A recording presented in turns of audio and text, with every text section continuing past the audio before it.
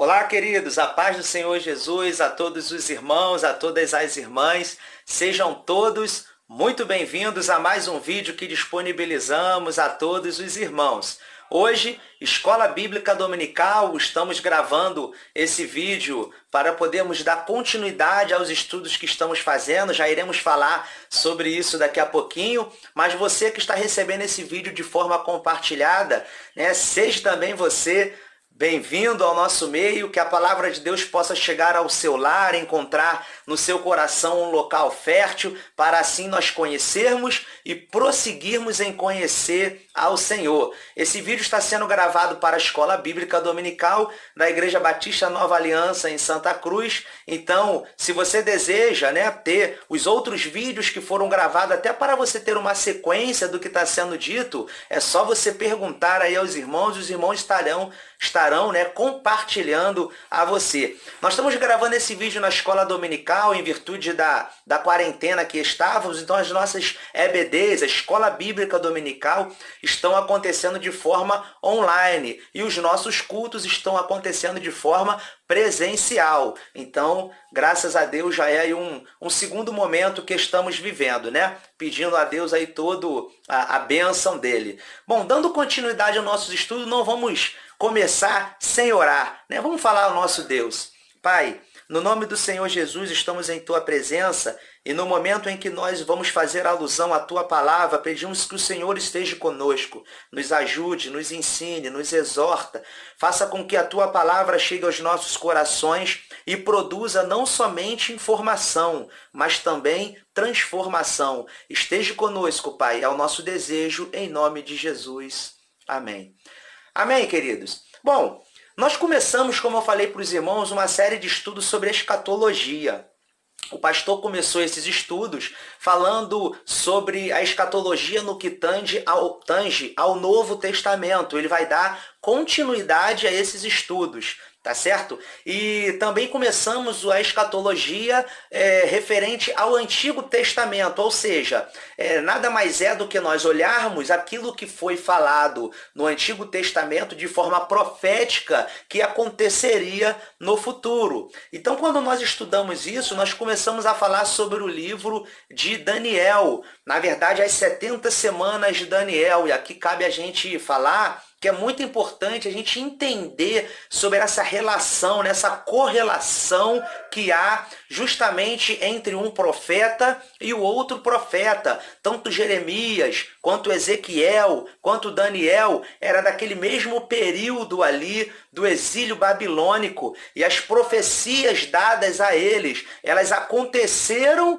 e ainda irão acontecer. Então o que nós estamos fazendo é colocarmos uma lupa, olharmos de forma mais cuidadosa aquilo que ainda está para acontecer. Bom, eu falei para os irmãos, sempre quando nós vamos estudar sobre coisas envolvendo escatologia, nós precisamos considerar algumas coisas que são importantes. A primeira delas, como nós vamos ver aí, somente as escrituras são inerrantes, infalíveis. As interpretações, não. Por que eu sempre gosto de começar o estudo falando exatamente sobre isso? Bom, quando nós olhamos a questão aí das interpretações, nós precisamos considerar de forma muito pontual que Deus ele se revelou de várias formas, de várias maneiras. Então, quando nós olhamos a Bíblia, a gente vai ver, por exemplo, Deus falar de forma figurada, de uma alegoria ou por parábolas. Existem profecias que elas se cumpriram de forma literal. Existem profecias que elas não são literais, elas são figurativas. Então, sempre quando nós falamos sobre coisas que estão no coração de Deus, precisamos pensar a nossa pequenez e sabermos que a mente de Deus ela é insondável. Os caminhos do Senhor não tem como nós, pequenos homens, andarmos nesse caminho de forma a revelar aquilo que está no coração de Deus. o que Deus permitiu ser revelado, nós falamos de forma muito clara. O que Deus colocou e não nos é revelado, bom, isso nós podemos ligar uma coisa a outra e até interpretar algumas coisas. Aí nós precisamos considerar que existem várias linhas de interpretação. Por isso que sempre quando o irmão seu ele tem uma linha de interpretação diferente da sua, que isso nunca venha a ser barreira que os separem, e sim laços que os unam, porque todos nós estamos querendo acertar. Precisamos sempre lembrar que a salvação ela está em Cristo Jesus, e isso todos nós convergimos para o mesmo propósito, pregarmos a Jesus Cristo como único e suficiente Salvador. Como falei, as Escrituras são inerrantes, são infalíveis. As interpretações não. Elas podem falhar, elas podem sofrer mudanças, nós mudamos pontos de vista, o que vale é nós conhecermos e prosseguirmos em conhecer ao Senhor. Bom, hoje nós estaremos falando sobre o livro de Ezequiel. E o livro de Ezequiel, ele é tão complexo que a gente resolveu separar ele em duas partes. Essa primeira parte, nós vamos estar conhecendo o livro. Vamos falar um pouco sobre o livro, porque é importante a gente contextualizar para depois entrarmos propriamente dito nas palavras mais proféticas de Ezequiel. Tá certo? Então vamos conhecer um pouquinho aí o livro. Bom, começaremos hoje a estudar o livro de Ezequiel. Para tanto, iniciaremos com a visão panorâmica do livro. Então nós já vamos aí para o nosso próximo slide. Vamos começar então dando uma olhada aqui. Eu vou tentar de alguma forma falar aqui aos irmãos. Eu não sei se os irmãos vão conseguir ver bem, eu sei que a tela é um pouquinho pequena, mas eu vou explicando aqui e nós vamos conseguir nos entender, tá bom? Então vamos lá. Aqui, essa breve linha do tempo é para a gente contextualizar em que período que está o profeta, aonde foi que ele entrou na história. Então vamos dar uma olhada. Aqui começa Davi. Davi ele reinou 1010 a.C. Antes de Davi a gente sabe que foi Saul. Mas vamos começar da casa de Davi, porque é daqui em diante que realmente é foco de nossa atenção, tá? Então nós tivemos Davi reinando, que ele reinou 40 anos, ainda com um tempo de reino unificado. Depois de Davi reinou Salomão. Salomão ele reinou também 40 anos, e o tempo, nessa época, o reino ele ainda era unificado, mas quando o filho de Salomão começa a reinar, o chamado Roboão, o reino de Israel ele vai sofrer uma divisão. Ou seja, 10 tribos ficarão para o norte e 2 tribos ficarão para o sul. É muito importante a gente ver isso, porque a gente vai observar o seguinte: essas tribos do norte de Israel, essas 10 tribos, elas foram destruídas pela Síria, elas foram levadas para o cativeiro assírio, que elas foram destruídas. Nunca mais o povo do norte, as tribos do norte voltaram. Pelo contrário, aquela região do norte foi povoada por outros povos que vieram da Síria. Então vieram povos ali de Babilônia, de Cusã, de Amá, de Farfavaim. Então foram vários povos que povoaram Israel, dando início ali mais à questão dos samaritanos propriamente dito. Tá certo? Bom, e a tribo do sul, ela seguiu a história, porque é da tribo do sul, inclusive, que vai vir a descendência do Messias, Jesus Cristo. Então, quando nós olhamos aqui para a tribo do sul, a gente chega nesse momento aqui da história que é foco nosso hoje. Bom, no ano 605 a.C., acontece a invasão de Jerusalém, dando início ao cativeiro babilônico. Deixa eu explicar para os irmãos rapidamente. O cativeiro babilônico ele vai acontecer em 3 incursões. Nabucodonosor ele fez 3 invasões a Jerusalém. A primeira acontece em 605. Nessa invasão de 605, ele leva ali os príncipes, ele leva os jovens também. E é nessa que vai para o cativeiro babilônico, nessa primeira leva, vai Daniel, Mesaque, Sadraque, Abidnego, né? Todos eles foram levados para Babilônia no ano 605 a.C. Bom, nesse tempo, Daniel estava em Babilônia e na segunda vez em que Nabucodonosor invade Jerusalém, vai acontecer no ano 597. E é nesse 597 que vai justamente ser o período em que o profeta Ezequiel ele vai ser levado para o cativeiro. Então nós olhamos aí e já começamos a entender aonde que estava o profeta Ezequiel. Vale nós lembrarmos que Ezequiel ele foi possivelmente um discípulo de Jeremias, teve contato com Jeremias. Jeremias, já bem idoso, estava indo para o cativeiro do Egito, né? Foi levado a prisioneiro para o Egito. Daniel para a Babilônia no ano 605 a.C. e no ano 597 o profeta Ezequiel. E é muito importante nós considerarmos isso, porque na última vez em que Nabucodonosor ele invade Jerusalém, que acontece no ano 586, acontece então uma das profecias do próprio Ezequiel, porque quando ele vai para a Babilônia, ele começa a fazer uma série de profecias. E nós vamos verificar aqui que no próximo estudo, né, quando falarmos especificamente das profecias, que o profeta ele vai falar justamente sobre a destruição de Jerusalém. E isso foi muito pontual para Israel. Bom, quando nós olhamos aí essa parte, nós vamos então dar continuidade outras considerações importantes, né?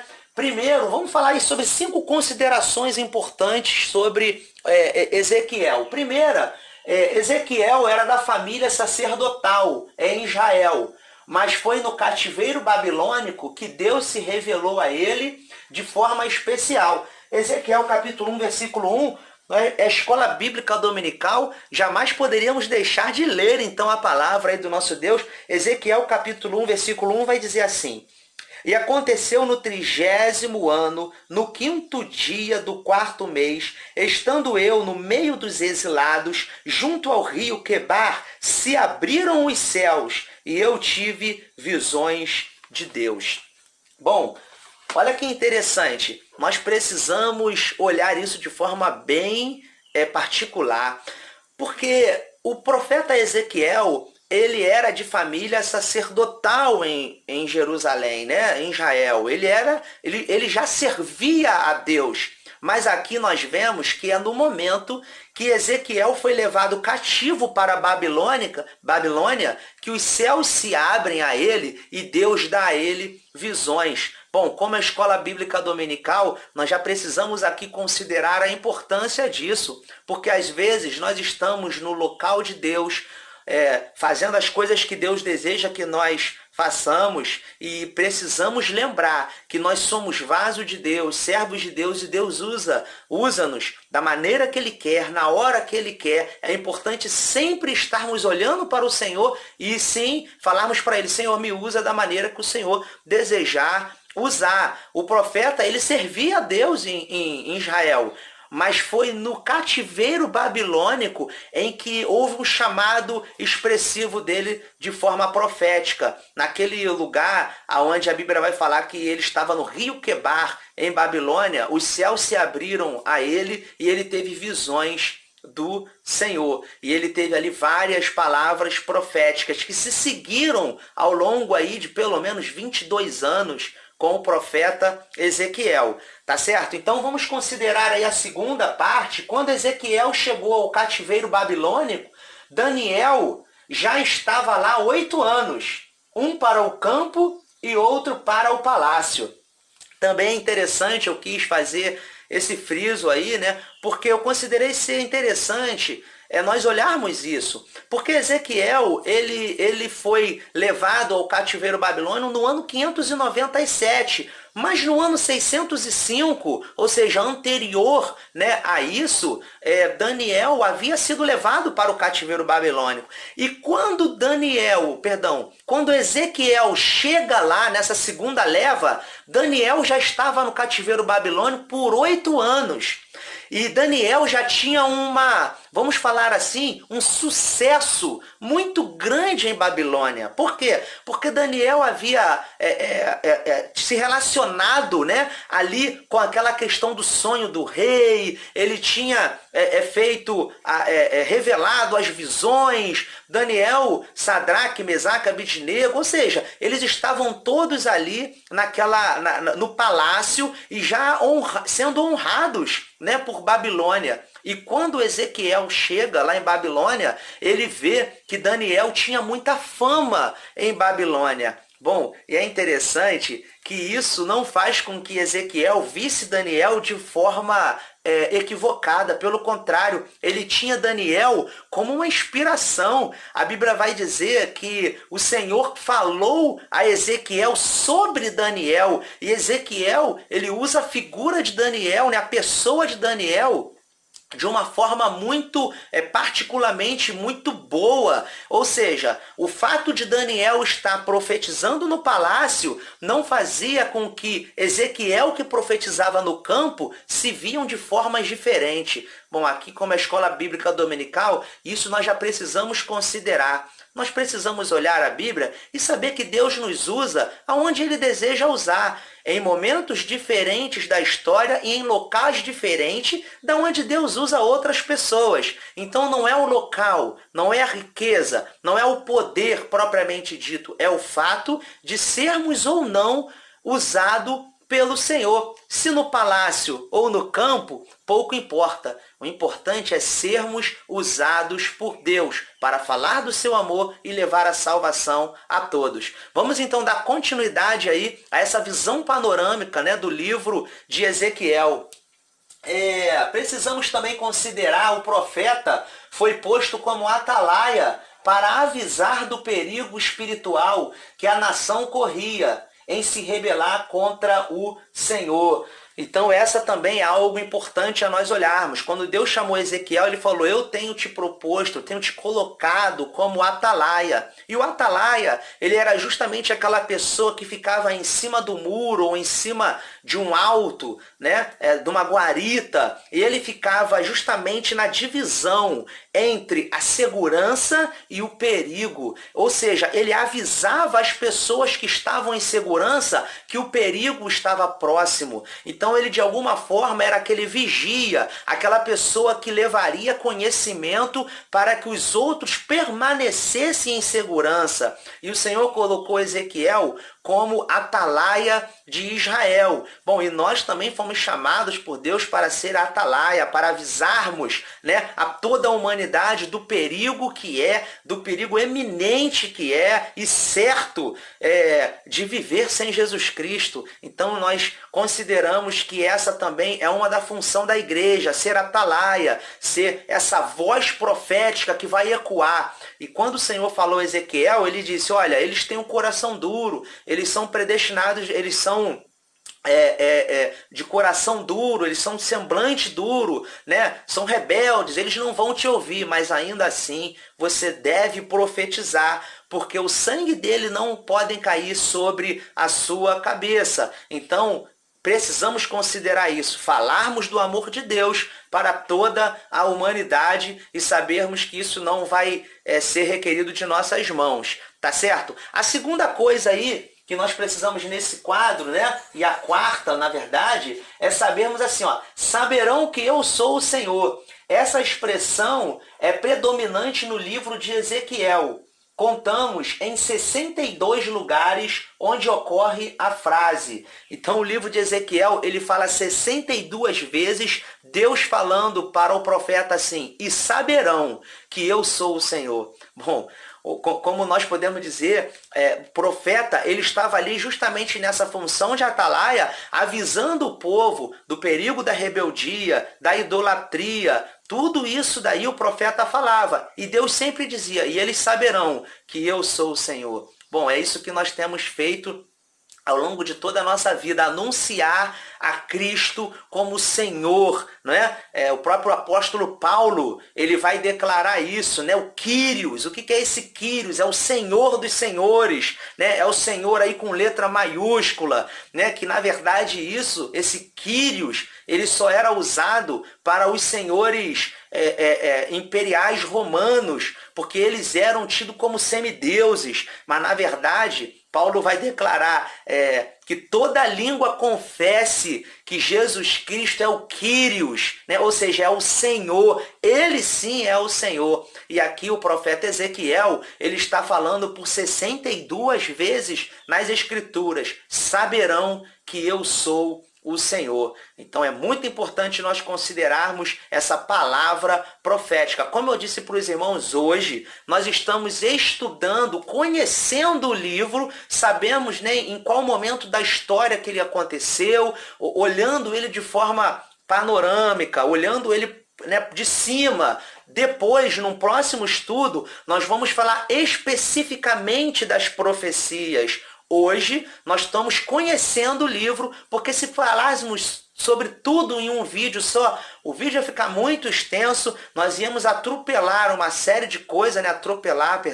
Uma série de coisas e não ficaria interessante. Temos tempo, né? Até que Jesus volte, poderá ser agora, esse vídeo poderá nem ser completado, mas até que Jesus volte, nós iremos trabalhando de forma pontual, de forma cuidadosa, para a gente dar continuidade, então, aos estudos, tá? Bom, aí no próximo, nós precisamos entender o seguinte: a cronologia do livro de Ezequiel.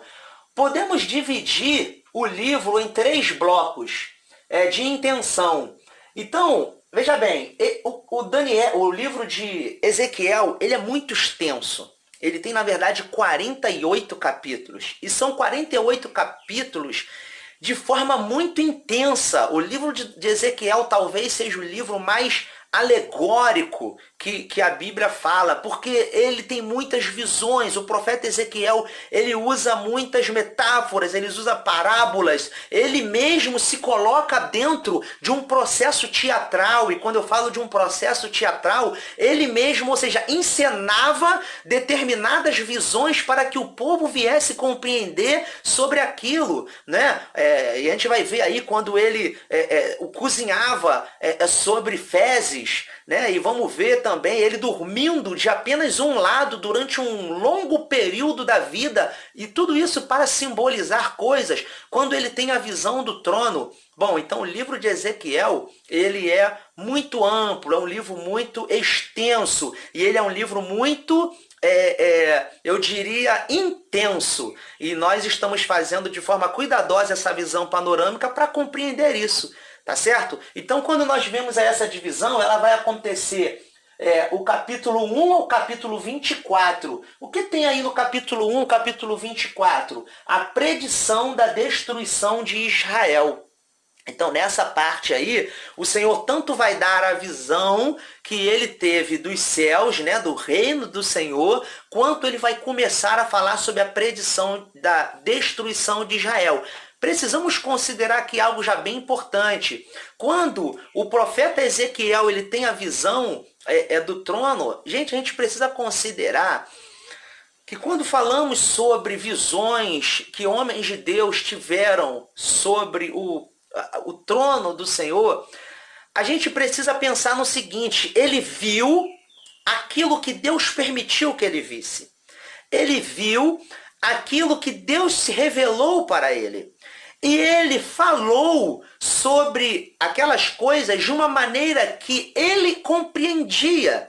E isso vai acontecer várias outras vezes na Bíblia. Por exemplo, nós vamos ver que a visão de Deus do trono, ela é vista de alguns homens, e eles falam algumas coisas que se assemelham e outras coisas bem diferentes. Mas estamos falando do mesmo Deus. Ou seja, Deus ele se revela de formas diferentes, sobre pontos de vista diferentes, para que nós possamos compreender. A visão de Ezequiel, ela é uma visão extremamente intensa. ele começa falando sobre o trono e ele fala sobre as rodas, ele fala sobre os animais, né? Na verdade, aqueles seres que tinham 4 rostos, que tinham 6 asas, aquelas rodas que estavam em volta do trono, e ele começa a falar sobre isso.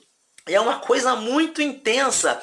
Quando nós vamos olhar o profeta Isaías, ele também viu o trono, mas ele faz uma revelação do trono de uma maneira um pouco menos intensa. Mas não significa que é menos importante, mas Isaías descreve sobre aquilo que ele viu.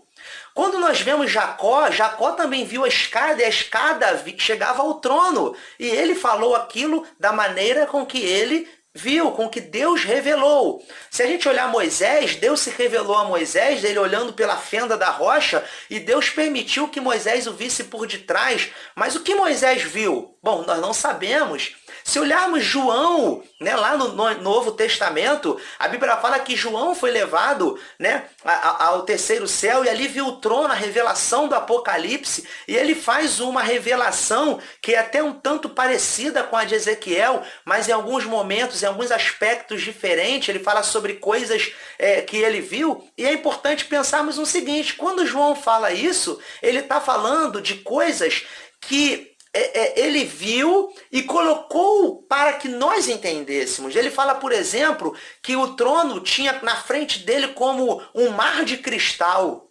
Bom, ruas de ouro. Bom, veja bem, espírito não anda em rua. Então, o que João estava dizendo? Ele estava olhando a revelação que Deus deu a ele, estava dizendo, isso era como isso, aquilo era como isso daqui. Ou seja, ele fala sobre coisas que são inefáveis, coisas que são maravilhosas demais para a nossa compreensão. Então ele tenta descrever isso para que nós conseguíssemos compreender sobre as visões que ele teve. Então, quando ele fala ruas como de ouro, mar de cristal, ele olha para o trono e não vê as rodas que Ezequiel vê, mas ele vê 24 tronos, e sobre os 24 tronos estavam assentados os 24 anciãos, né?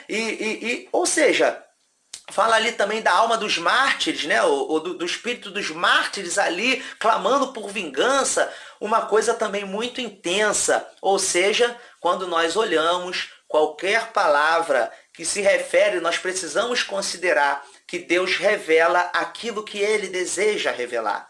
Por que eu estou falando isso? Porque o profeta Ezequiel, ele vai falar, né, ao longo dos 48 capítulos, profecias muito intensas. Gente, é extremamente intenso o livro de Ezequiel. E se nós tivéssemos aqui a ideia de falarmos que nós entendemos tudo sobre o que o profeta falou, bom, era melhor a gente nem gravar esse vídeo, porque nós não conseguiríamos compreender tudo que o profeta falou. Existem coisas que são literais, existem coisas que são figurativas, existem coisas que estão escritas, mas que Deus não revelou, e existem a nossa visão. E existe a nossa visão, as pessoas vão olhar, elas vão de alguma forma tentar compreender tudo isso. Então ele vai falar sobre ali questões de Gog e Magog, e nós vamos olhar sobre isso aí no nosso próximo estudo. Ele vai falar sobre uma série de outras coisas que nós podemos dizer, é isso, algumas sim, e algumas nós falaremos que nós não temos ali ideia até do que seja, porque Deus não revelou.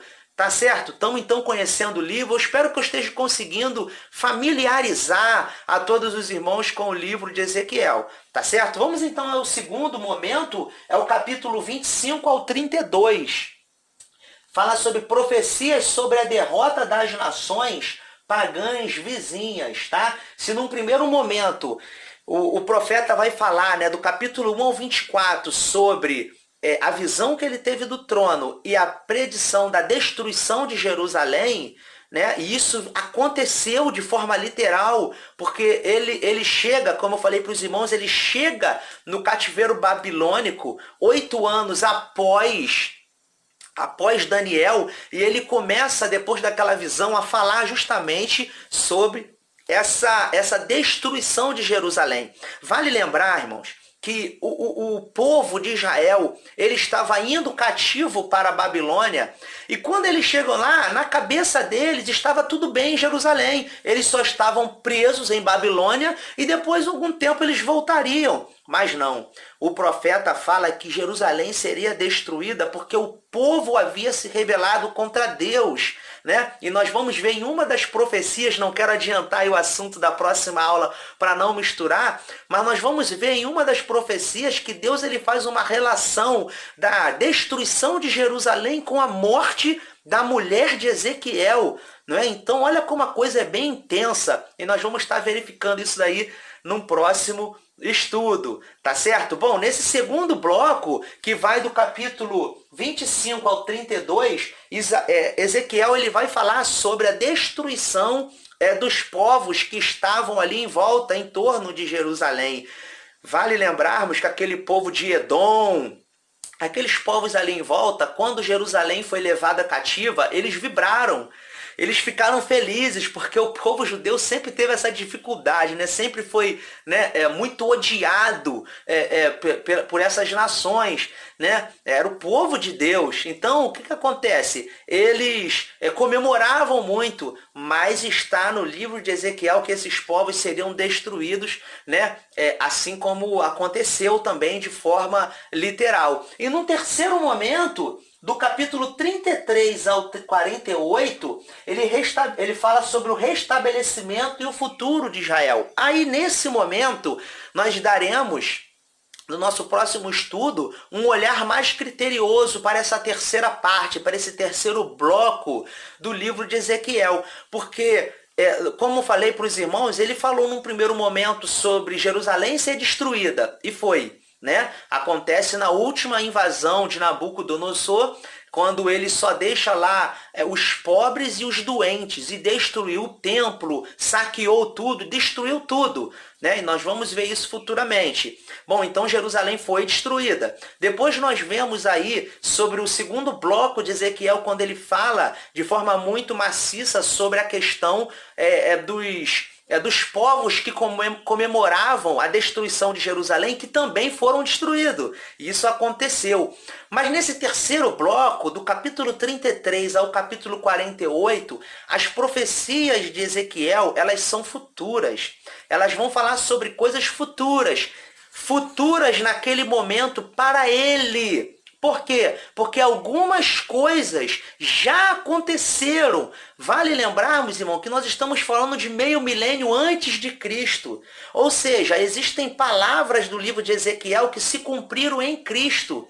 Existem palavras do livro de Ezequiel que se cumpriram no período apostólico. Existem palavras de Ezequiel que foram cumpridas no período em que nós estamos, na era da graça, no período da igreja. Mas há também no livro de Ezequiel palavras sobre o fim, né? E nós estamos falando muito de escatologia. Então essas palavras que se voltam para o fim, nós estaremos no nosso próximo estudo olhando de forma mais pontual sobre isso. Ou seja, qual a relação que tem do restabelecimento de Israel, o que significa a volta de Israel em 1948 para povoar novamente a cidade, a terra prometida, o que isso tem a ver com as profecias de Ezequiel? Bom, quem é Gog e Magog? Que relação é essa que há hoje sobre os povos? O que eu já posso adiantar para os irmãos é que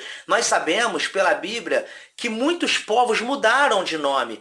Haja exemplo, Jerusalém. Jerusalém sempre foi conhecida como Jerusalém por causa da Bíblia. Mas quando nós olhamos que, por causa de Davi, porque quando Davi ele coloca Jerusalém como a cidade de Davi, é o local onde seria construído o templo, né? Jerusalém fica conhecida como Jerusalém. Mas antes de Jerusalém ser chamada por esse nome, era Jebus. Ou seja, Jerusalém já foi Jebus, é o mesmo lugar com outro nome. Então, por exemplo, Istambul, né? Há pouco tempo nós Istambul já mudou de nome. Hoje nós temos Turquia, né? Quando virou a Istambul, ou seja, os lugares eles mudam de nomes. Nós estamos falando de pelo menos, irmãos, 2.000 500 anos de Ezequiel para cá. Então é uma coisa muito intensa, é uma mudança muito constante. São povos ganhando outros povos. As regiões, né, demográficas, regionais, elas foram mudadas, mapas foram reescritos. Ou seja, a coisa ela aconteceu de forma muito enfática. Então podemos ver que quando a Bíblia fala aí de Gog e Magog, ela está falando daqueles povos ao norte de Israel, do mar Mediterrâneo. Então nós estamos falando ali de Rússia, de Líbano, de Turquia, estamos falando de Alemanha Oriental. Ou seja, mesmo que você fale, mas a Alemanha hoje é uma só, mas nós estaremos falando um pouco sobre isso aí no futuro. Então foi só para dar um gostinho aí do que virá pela frente. Bom, ainda para nós caminharmos já para o fim da nossa aula, né? Algumas visões de Ezequiel parecem estender-se ao livro de Apocalipse. Olha só que interessante, irmãos. Como eu falei, o livro de Ezequiel ele vai falar muito sobre as questões também do fim. E Apocalipse é justamente revelações do fim, né? Do futuro. Então, quando nós olhamos o livro de Ezequiel, ainda que não seja exatamente a mesma coisa, como eu falei para os irmãos, Deus se revelou, por isso é que nós falamos, está vendo como tudo tem ligação?